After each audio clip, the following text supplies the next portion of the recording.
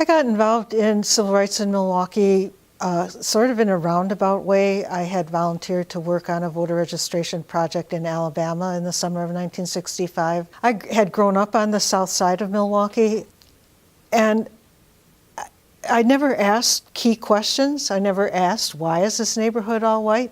When I came back, I had friends who were living on the north side, African Americans, and it suddenly occurred to me how difficult it was to get from my neighborhood to their neighborhood if you didn't have a car.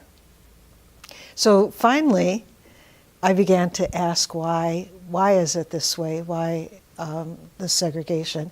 My favorite march or protest, I guess, would be the time that the Youth Council decided that they needed to push back on the police. Chief Breyer of the Milwaukee Police Department, put very simply, didn't like us. He thought we were troublemakers. The police department at the time had or created a unit within the police department called the Subversive Squad. And it was people in the Subversive Squad that were following Youth Council members and Father Grappi around wherever they went. We weren't subversive at all. You know, everything we did was public.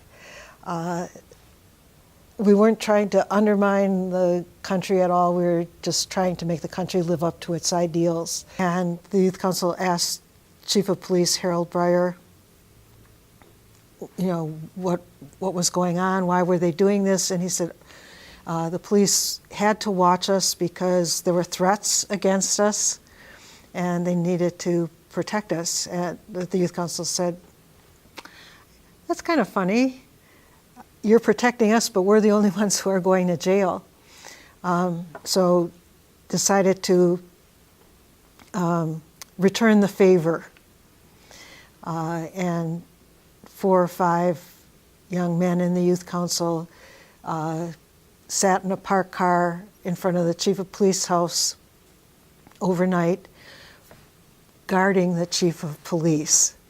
Next night, they went out again and they were arrested for guarding the Chief of Police without a private detective's license.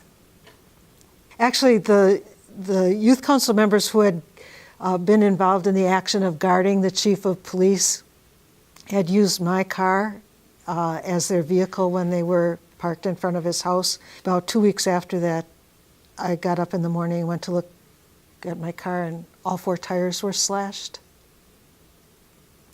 And my parents never said anything about that. They just helped me buy new tires. I think the strength was in the relationships that developed among the Youth Council members to this day. This is, 47 years later.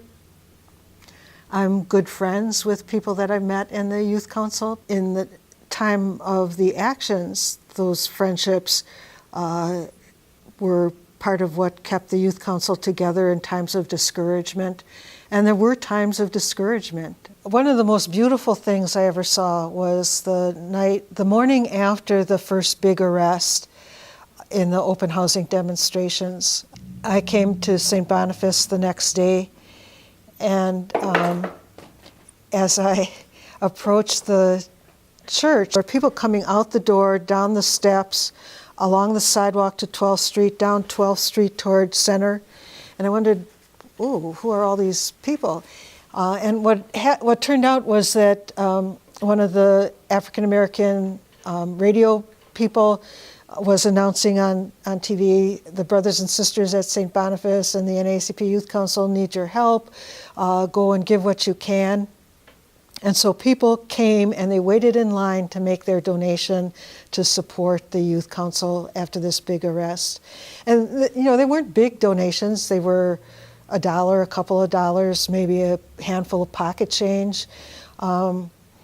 But that's how important it was to the community to show their support.